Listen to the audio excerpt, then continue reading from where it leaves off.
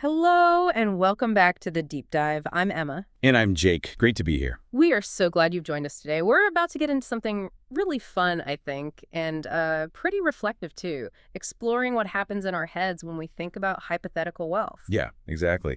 And we're drawing inspiration from a great discussion over on the Fluent Mindcast channel. They really dug into that classic question.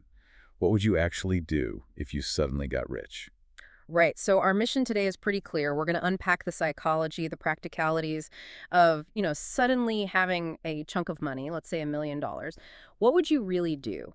And maybe even more interestingly, we'll look at how English gives us the tools, specifically conditional sentences, to, well, frame these big dreams, the tricky choices, and let's be honest, the regrets too. We want to keep this chat really welcoming, super clear, nice and slow. So whether you're, very advanced or you're still building your English fluency, you can follow along easily. Yeah, we're aiming to pull out the main ideas and then maybe add a bit more depth to those fantasies people have. Okay, so let's kick things off with the big one, the question that kind of drives this whole thing. The classic $1 million question. Just take a second and imagine it right now. What would you do if, bam, $1 million just landed in your bank account? It's it really is the perfect starting point, isn't it? Because your brain immediately jumps into that what if mode. Exactly. And like you said, this whole hypothetical scenario is just the best way to get a handle on those really useful English grammar tools, the second and third conditional. Okay, yeah, let's quickly define those before we start spending our imaginary million. Right. So the second conditional, that's basically the language of fantasy, right? You use it for things that are pretty unlikely, but, maybe still possible now or in the future. That's it. The structure is pretty simple. If I won the lottery, I would travel the world. It's what we use for all those what-if dreams we have about the present or future. It's about hope, possibility. But grounded in the fact that it probably won't happen. Right, exactly. The unlikelihood is kind of poured in. Okay, and then there's the other one, which feels a bit heavier. The third conditional. This is all about looking back, isn't it? Often with regret. We're thinking about chances you didn't take. It's about a past condition that didn't happen and the result that didn't happen either. Yeah, for instance, if I had saved money earlier, I wouldn't be broke right now. The key thing is you can't change it. The past action saving money didn't happen.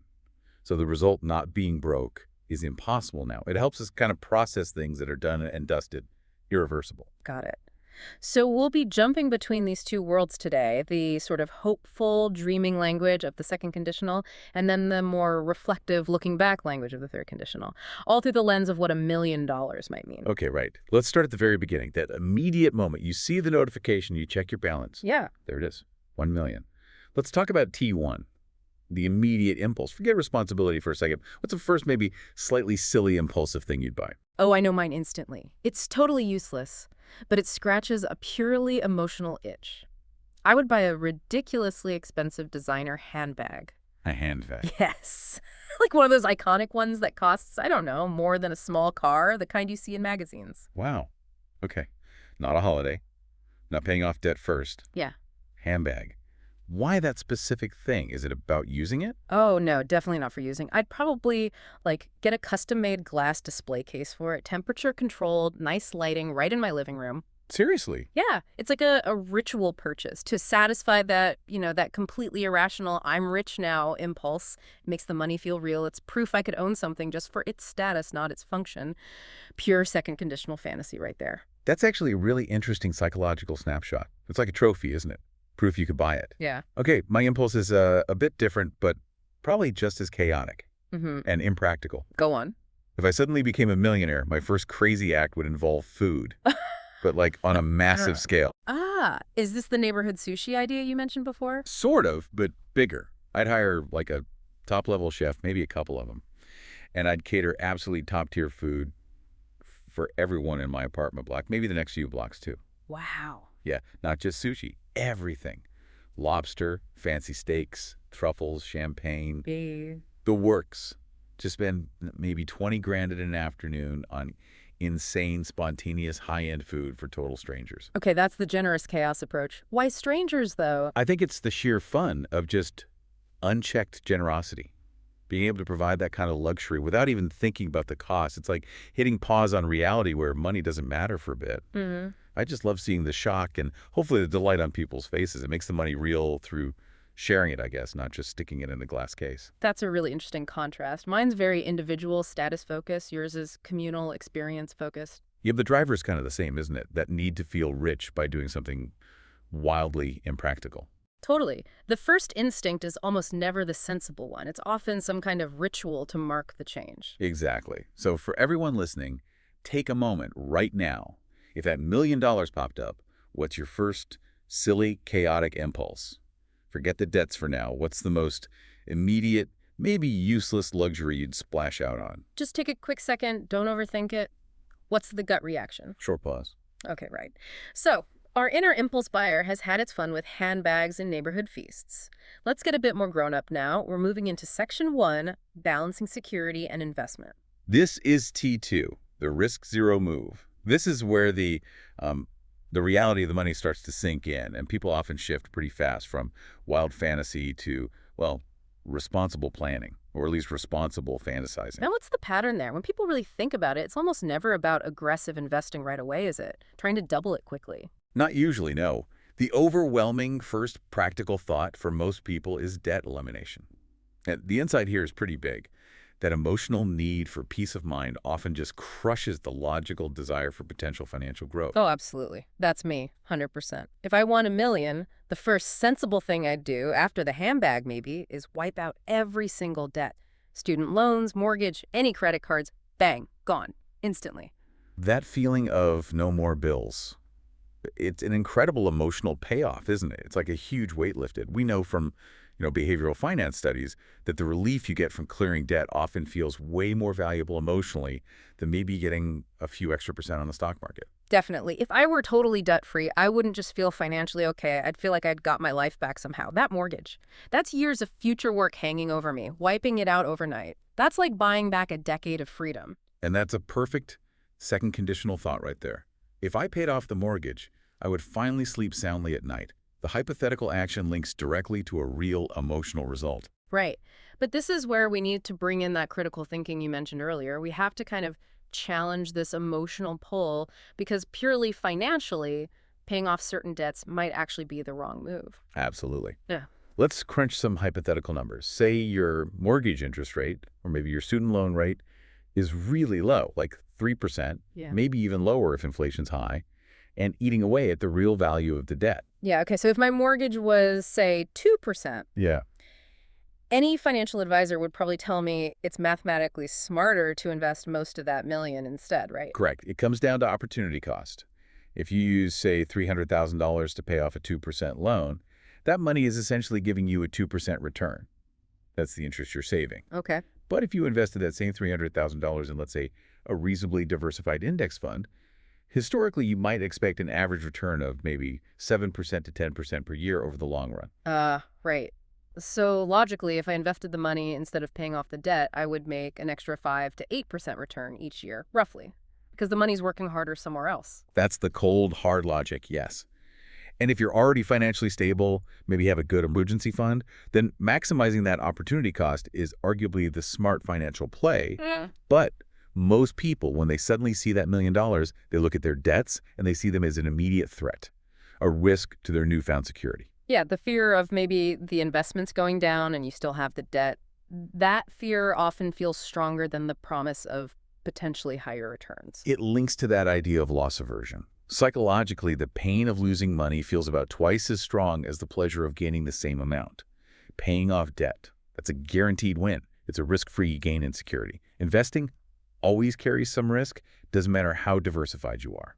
So even if it's not the most financially efficient thing on paper, that emotional payoff of being debt-free, maybe framing the balance, $0 email, that's the real return people are looking for. You can't really put that feeling on a spreadsheet. Exactly. And that's why you have to respect that emotional choice. For a lot of people, that windfall is primarily about building a really solid foundation, making sure the existing problems are gone before they even think about new ways to grow the money. So for you listening, if you got that $1 million and you knew the financial arguments against paying off low-interest debt, would you still go for the emotional safety of wiping the slate clean? Or would you take the calculated risk and try to maximize returns through investing? And it depends on the debt too, right? High interest credit cards, yeah, pay those off immediately, always. But A really low-interest student loan from years ago? Tougher call. Definitely something to think about. Pause. Okay, so assuming the debt is either gone or maybe strategically kept low, the next big adult fantasy is often property. Real estate. We're still in the second conditional here, looking at T3. The real estate dilemma. How does $1 million change your lifestyle choices through property? Well, $1 million is obviously a lot of money, but what it buys you in property terms varies wildly depending on where you are. It Mhm. could mean a massive place in one area or, frankly, not much at all somewhere else. Oh, totally. My fantasy location I mentioned before is Lisbon. So if I were going to buy property, I'd look there. I'd want like a gorgeous apartment, maybe modern inside, definitely a balcony with lots of sun, perhaps a view of the river. That perfect European city lifestyle feeling. And that vision.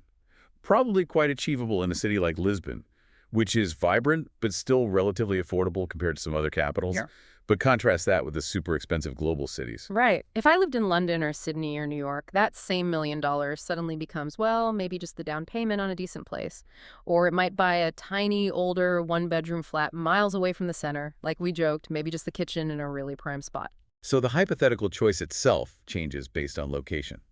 If you were in one of those major hubs, the second conditional thought might be, if I bought property here, I'd be completely house poor and probably still living somewhere small. So maybe the smarter hypothetical move is actually renting. Yeah, possibly. If I rented in a really expensive city, I'd keep hold of my capital and my liquidity. I could invest that money instead. Renting gives you flexibility too. You can move easily. The rest of the million could generate income rather than being locked up in one very expensive, maybe restrictive asset. I'm still quite attached to my original fantasy, though, the rural dream. If I bought property, I'd go remote. A big piece of land, a house near a lake somewhere, trees all around, total peace and quiet, privacy. Okay, that sounds lovely, Jake. Honestly, it does. But we Mhm. need to push back on that fantasy just a little bit, financially speaking. If you lived by a beautiful, remote lake, wouldn't you face some significant challenges? Practical ones. Oh, I know the downsides. Longer drives to get anywhere, maybe dodgy internet, Fewer delivery options. definitely fewer five-star restaurants nearby, yeah. Hmm. But for me, the quiet, the solitude, that's worth the trade-off. Okay, but there's a hidden financial commitment too, isn't there? Especially with big rural properties. We have to talk about the hidden cost. Maintenance. Ah, yes. Crucial point. If you buy that big house by the lake with, say, 10 acres of land, suddenly you have to maintain 10 acres. Your property taxes are likely higher. Insurance might be more complex, especially if you're near water or trees. Risk of flood, risk of fire. Exactly.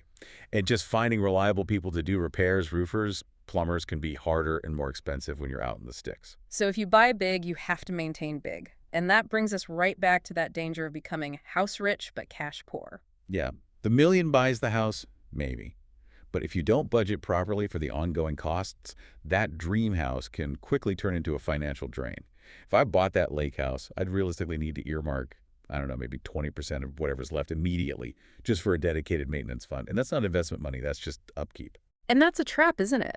People win money, they see the lump sum, they buy the big asset, and then they forget that the asset itself costs money every single month. Taxes, heating, repairs, it starts eating away at whatever's left. So the second conditional helps us weigh that up. If I choose the remote dream, I must accept the higher running costs and maybe less financial flexibility. It forces you to negotiate between the fantasy lifestyle and the actual financial reality of owning that kind of property.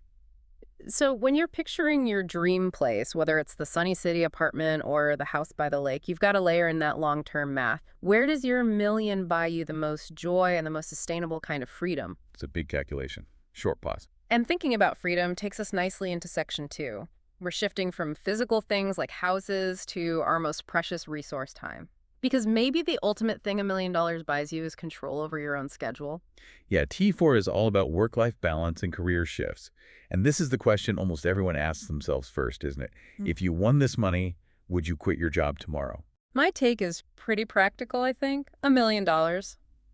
It's a lot, but it's probably not enough to just stop working forever, right? Not unless you plan to live super simply for the next, say, 50 years, especially with inflation. So, no, I don't think I'd quit entirely. That's my sort of measured So approach. you'd see the money more as Lever it. Exactly. If I had that capital cushion, I would only work on projects that genuinely made me happy or felt intellectually stimulating. I could finally stop taking work just because I had to pay the bills or hit some target. It buys the power to say no more often. That shift from working out of necessity to working out of choice, that's huge. You're basically turning financial capital into creative or personal freedom. Yeah. My fantasy, it's still about control, but it involves starting something new. Bring back Jake's Beans and Dreams. Chuckles, yeah, my little hypothetical coffee shop. If I had the starting capital, maybe $100K, $200 for setup and running costs, I'd open a small, really nice, maybe ethically focused community coffee shop. Something cozy. Okay, but hang on.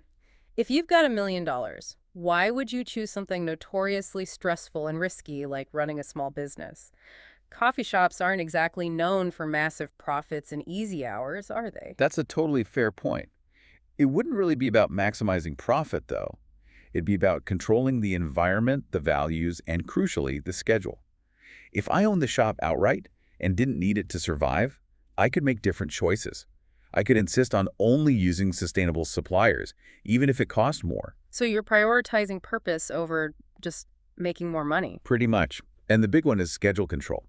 If I own my business and my basic living costs were covered by the rest of the million, I could choose to close early on a quiet afternoon. Or I could hire a great manager and take 3 months off to, I don't know, write a book or travel. The capital buys the option to step back without the whole thing falling apart. That difference, working for passion versus working, because that feels like the ultimate luxury the money buys. Using capital to get freedom and control over your time, that feels way more valuable than just buying more stuff. Time's the one thing you can't get back. And that's really the big takeaway here, I think. The money lets you completely redefine your relationship with work. You potentially shift from being an employee driven by need to being an investor in your own time and interests. Yeah. And that applies even if you don't start a business. Maybe you just cut back to working 3 days a week. Or you retrain for something you always wanted to do but seemed less practical before. The question for you, listening, is really important. If you didn't have to work just for the money, what kind of work would you create for yourself? What's that passion project you've always put off? What kind of control over your day do you really want? And if you did think about starting something, how much risk would you be comfortable with knowing your basic security was handled? Lots to think about there. Thoughtful pause. Okay, let's take this idea of using the money for experiences and talk about T5, travel philosophy. This is another area where that hypothetical million really shows what we value. We could call it luxury versus longevity. Right. As we had sort of hinted at before, my approach would lean towards intense luxury. If I suddenly had that kind of wealth, I'd probably prioritize quality over quantity of travel time. I'd plan maybe a 6-week, absolutely top-tier trip. Private tours in Italy, a proper luxury safari in Africa, maybe a high-end cruise somewhere amazing like Norway, and definitely flying first class everywhere. Okay, so that's about seeing the world beautifully. Maximum comfort, minimum hassle. Exactly. If I spent a chunk of the million on luxury travel, the journey itself should feel effortless. No stressful airport queues, no cramped buses. The world sort of comes to you, but through a filter of comfort and ease. See, my philosophy is completely the opposite. If I had that money, I'd use it more like a runway fund. Enough to support years of slow, really immersive travel. I'd go for longevity. I'd want to spend a month backpacking through Southeast Asia, then maybe move on to South America. Traveling simply, but for a really long time. So you'd trade the 5-star hotels for potentially years on the road. You're choosing duration and maybe deeper connection over ease and, well, pampering. Yeah, definitely. If I traveled slowly like that, I feel like I'd really get under the skin of a place. I could maybe rent a small apartment in a local area for a month, try to learn some basic phrases, understand the daily life. I'd rather spend a whole month in one small town in Vietnam, say, than just stay 2 nights in a fancy resort overlooking it. The contrast is really clear, isn't it? Yeah. My luxury idea treats travel as this intense, maybe finite experience, a series of perfectly curated moments. Your longevity approach sees travel more as a state of being a lifestyle focused on deep, ongoing connection, even if it means less physical comfort sometimes. So my second conditional thinking is, if I traveled for, say, 5 years on a modest budget, I'd build up far more memories and a much deeper understanding of the world than I would in 6 weeks of pure luxury. And the luxury traveler's thought is, If I flew first class and stayed in the best places, I'd maximize my enjoyment and minimize wasted time on logistics, making sure every single moment was as perfect as possible. It really boils down to two different ways of using the money to feel rich, doesn't it? Rich with money, enjoying that immediate, intense luxury, or rich with memories and experiences, prioritizing depth and time over instant gratification. The choice really shapes how you'd spend that million. Yeah. And it makes you ask yourself, what do you value more? Maximum ease or maximum immersion? Okay, we spent a good amount of time in the land of dreams and future plans with the second conditional. Let's switch gears now. It's time to look backwards into the territory of what might have been, which is perfectly captured by the third conditional. This is about the past we can't change. Regret territory. Right, T6, investment regrets. Those missed chances that, with hindsight, feel like they could have completely changed everything financially. This is where we look back with that perfect, often painful 2020 vision. And the classic modern regret usually involves tech, doesn't it? Like if I had just paid more attention to those early articles about Bitcoin back in, say, 2012, I would have scraped together every penny I had and bought some. Oh, yeah. And if you had put in even just a small amount back then, say $1,000, well, you wouldn't just be comfortable now. You'd likely be calling us from your yacht somewhere sunny. Exactly. It's the ultimate if only I had known story. Or even simpler things like stocks. If I hadn't been so nervous and had invested more heavily in companies like Amazon or Tesla when they were still rapidly growing, maybe I'd be retired already. And this is precisely how the third conditional functions psychologically. It lets us construct this whole alternative past in our minds, a past where we were braver or smarter or just luckier and had perfect foresight. We use that structure to really feel the loss. If I had bought that stock 10 years ago, that's the past condition that didn't happen, I would have retired last year. That's the hypothetical past result that also didn't happen, which affects how we feel now. The tough thing about the third conditional, though, is that reality is fixed. We didn't buy the Bitcoin, so we aren't on the yacht. We use the language almost to mourn the loss of that other, richer parallel life. But financial regrets aren't always about things we didn't do, are there? Sometimes it's about things we did do, like maybe selling an investment too early because we panicked during a market dip. Oh, that's a painful one. Or maybe cashing something in for a short-term need that, in hindsight, cost us a fortune long-term. Yeah, that's maybe even deeper. If I hadn't sold that stock I had early on just to pay for a holiday 10 years ago, maybe that stock would now be worth 20 times what the holiday cost. You traded long-term freedom for a short-term bit of fun. Ouch. It's that awful mix of bad timing and hindsight bias, isn't it? We feel like we should have known better, even if at the time the decision felt rational or necessary. So looking at the third conditional here isn't just about grammar practice. It's about acknowledging those sliding doors moments, the potential we missed, and how that past shapes our present. It kind of makes you appreciate why dreaming with a second conditional feels so appealing. But regret isn't just about money, of course. Let's shift to T7. Education and career paths. This is where the third conditional helps us explore those big life choices that weren't necessarily financial but still changed everything. Yeah, this often brings up that tension between following your passion and needing to be practical, especially when you're young. For me, a big one is thinking about university. I had to work pretty much full-time all the way through to pay my way. Right, and that must have limited your options, Yeah. academically, socially. Hugely. If I hadn't needed to work those two jobs back then, I'm almost certain I would have studied something like history or maybe philosophy instead of business. I would have chosen purely out of interest, without constantly worrying about whether it would lead directly to a well-paying job afterwards. Wow, that's a significant regret, losing that chance for pure intellectual exploration because of financial pressure. Yeah, the third conditional lets me picture this other version of me, the one who, because he didn't have those money worries, maybe spent his 20s buried in old books, maybe became an academic. The price of being practical back then feels like the loss of that potential self. My reflection is a bit different, less about the subject, more about, well, path dependency in relationships. I chose to go to a smaller local university, mainly because it was cheaper than a much bigger, more prestigious one further away. Okay. And if you had gone to the bigger, more famous university, what do you think would have happened differently? Professionally, I suspect things might have been a bit easier, faster maybe. The connections, the recruitment opportunities, they probably would have been better straight out of uni. So if I had chosen the big university, my career might be further along right now. Oh, But but. There's always a but, isn't there? What's the cost of that hypothetical career boost? yeah, the but is huge. If I had chosen that other path, I almost certainly wouldn't have met my two closest friends. They went to the smaller uni I actually attended, and they're incredibly important people in my life now, like family.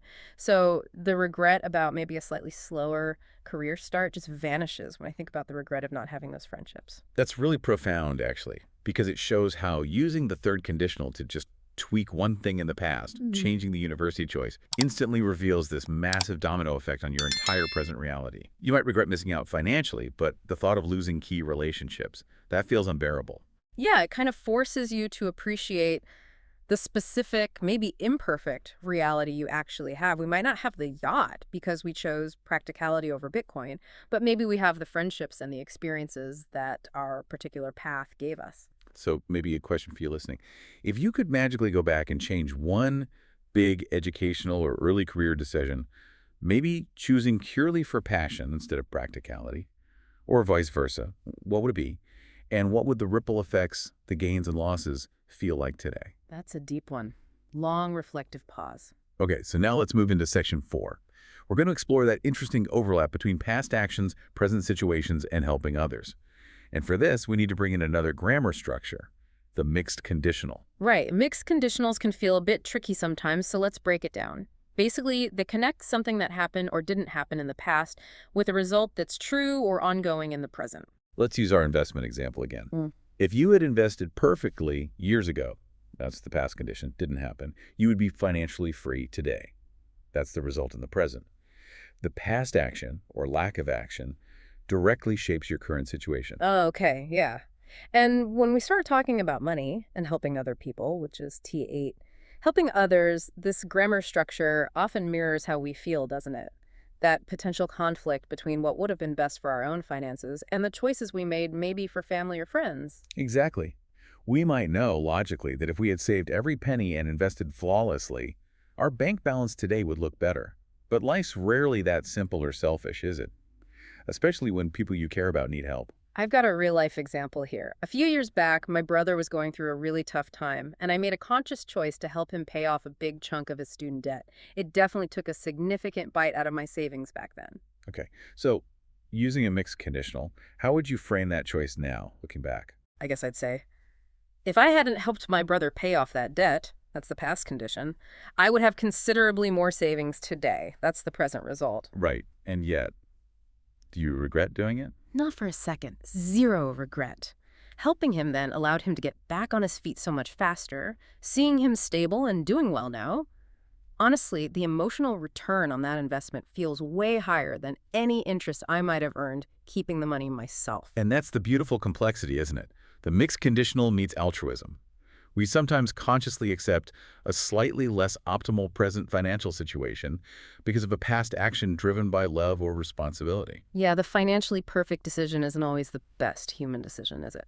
Okay, so bringing it back to our hypothetical million, if we were millionaires today, how would we scale up that desire to help, maybe beyond our immediate family?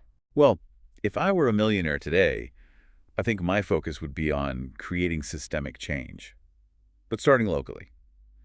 I'd probably set up some kind of foundation or charity focused entirely on food security, getting consistent, healthy food to people who need it in my community. Food security specifically, why that?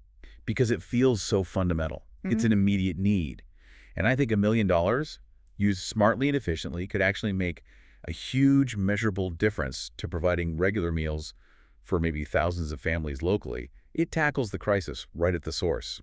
My second conditional plan would be, if I dedicated this million to local food initiatives, I would significantly improve the health and stability of my immediate community. That makes a lot of sense. My focus, I think, would be slightly different, more about empowerment through opportunity. I'd want to create some kind of seed fund, like specifically for providing small amounts of capital to entrepreneurs from backgrounds that maybe face barriers getting traditional loans.